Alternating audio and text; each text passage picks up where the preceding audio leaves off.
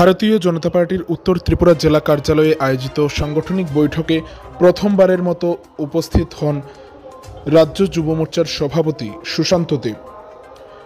20 জানুয়ারি শনিবার দুপুর আনুমানিক 3:30 নাগাদ উত্তর ত্রিপুরা জেলার জেলা সদর ধর্মনগর শহরের পদ্মপুরস্থিত ভারতীয় জনতা পার্টির জেলা কার্যালয়ে একটি সাংগঠনিক বৈঠক অনুষ্ঠিত হয়, যেখানে এই বৈঠকে উপস্থিত ছিলেন ভারতীয় জনতা যুব মোর্চার রাজ্য সভাপতি তথা বিশালগড় বিধানসভা কেন্দ্রের বিধায়ক সুশান্ত দেব, উপস্থিত ছিলেন ছামনু বিধানসভা কেন্দ্রের বিধায়ক শম্ভুলাল হালাম, উপস্থিত ছিলেন ভারতীয় জনতা যুব মোর্চার রাজ্য সহ সভাপতি সুব্রত দেব, ভারতীয় জনতা যুব মোর্চার রাজ্য সম্পাদক কিষাণ চক্রবর্তী, ভারতীয় জনতা যুব মোর্চার রাজ্য সম্পাদক পার্থ দেব, উপস্থিত ছিলেন ভারতীয় জনতা যুব মোর্চার উত্তর ত্রিপুরা জেলার সভাপতি জয়জিৎ শর্মা, ভারতীয় জনতা যুব মোর্চার ধর্মনগর মণ্ডলের মণ্ডল সভাপতি রাহুল কিশোর রয় সহ ভারতীয় জনতা যুব মোর্চার অন্যান্য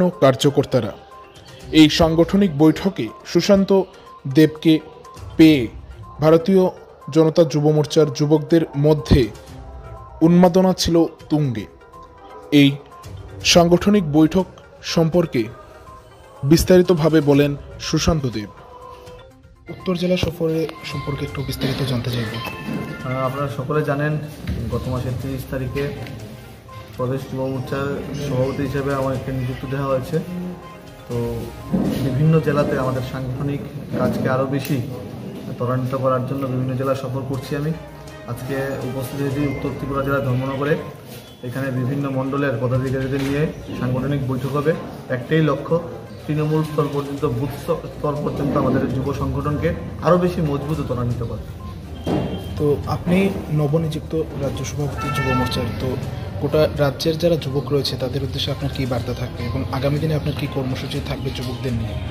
আমাদের তো আগামী 25 তারিখে আমরা সবাই জানি নতুন ভোটারদেরকে নিয়ে আমাদের সারা দেশব্যাপী 5,000টা স্থানে নতুন ভোটারদের সম্মেলন হবে।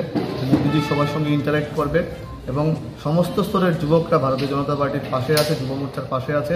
আমরা সকলকে নিয়ে আমাদের এই রাজ্যকে এক ত্রিপুরা শ্রেষ্ঠ ত্রিপুরা পরিণত করব। ধন্যবাদ।